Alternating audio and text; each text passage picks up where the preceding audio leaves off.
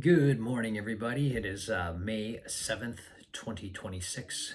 This is going to be a follow-up video to something I talked about a couple of videos ago, the appointment for the portal vein thrombosis and the meeting with my interventional radiologist. So just had the appointment this morning. Pro tip, even if you're not a morning person, I highly recommend trying to get an early appointment.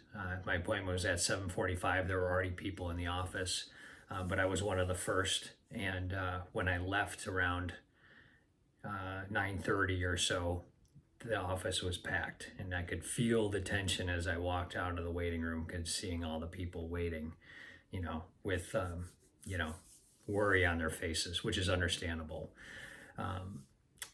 But yeah, and I always wear a zip up so I can quickly take that off. We did the IV with the contrast today before the MRI. And so pro tip, early morning appointment, even if you're not a morning person, do it because you'll be relieved when you leave. Plus, yeah, I had a fast. So then I could come home and eat versus waiting, for a noon appointment and fasting all morning. Wouldn't have been the end of the world, but sometimes we don't like to fast. And yeah, so the zip up, blah, blah, blah. Anyway, I wrote out some notes here, so I always apologize if I'm reading. I want this to always be sincere and from my heart, and it is, but this is a bit just a breakdown of what I kind of went through and what's going on. So please bear with me as I read, and here we go. So they brought me in right away this morning, hooked me up to the contrast, which if you've had it done before, it's a very unusual feeling. Where the IV is, they inject this contrast, and it feels very cold going in, and you can feel it all the way like you did a shot or something. Not advocating doing any shots, but you feel it all the way to your lower areas. And the first time I had it done in November of 2025, this particular one, they warned me ahead of time, you might feel like you're about to pee your pants. And you really do. You get this weird sensation, but you feel cold going in and then warm you can taste it all the way. It's unusual, but it's not the worst thing. I'm not trying to, it's no fear mongering here. But it's unusual. So be prepared for that. And I didn't pee my pants. So anyway, funny to think about now, but the bigger takeaway wasn't the scan, it was the conversation afterward, and it was really cool. Even right before they put me into, you have to hold your arms up and they slide you into the little tube or whatever. This one was much faster than my one in November too. It was nice. But right before she stopped and said, "Oh, there's a note in here from your doctor. He wants to be here and watch the contrast go in." So she paused for 5 minutes. They came in and did their thing. And then I spoke with him right after the fact, which was great. My wife and I went into his office, and the conversation was really nice. So my doctor told me something important. He said, "Wow, you've got a complex system here." And he says it's unusual, mostly because of the horseshoe kidney and what I was born with and what that ended up creating and compensating for over time. And again, I can't even begin to articulate it, but he did a great job. So here's the key part, and this is what I really learned today. My body has adapted with these collateral veins. I've got a lot of them, especially around my pancreas, which I didn't know about. That was the most unusual thing he thought. He said, "I've never seen so many collateral veins around the pancreas."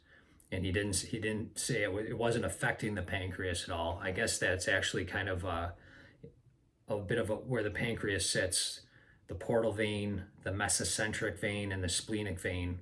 That's kind of there's a space there where they all kind of intersect, I guess.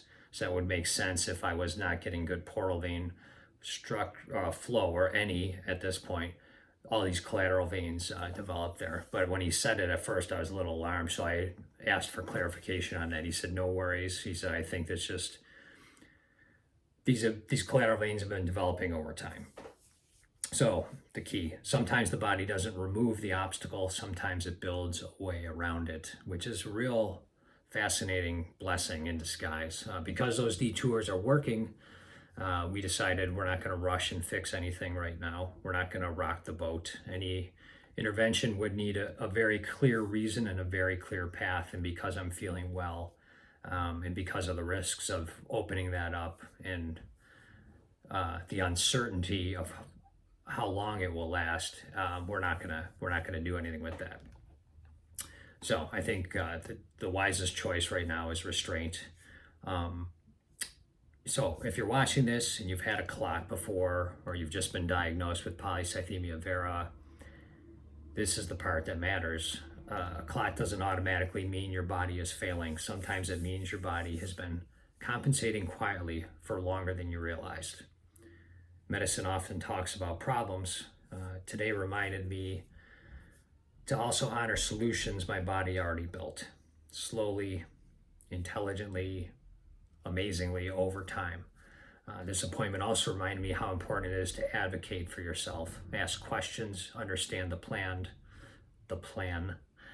find doctors who respect complexity instead of forcing answers. It's super important, and I know it's not always easy. You may be watching this anywhere in the world right now, and I see a lot on the forums, on the Facebook and the Best Remy forums, of just people struggling with their doctors that are telling them almost like they're feeling blown off.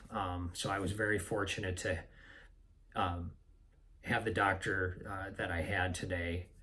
He was very personable. He was there for me, and my wife, and that felt amazing.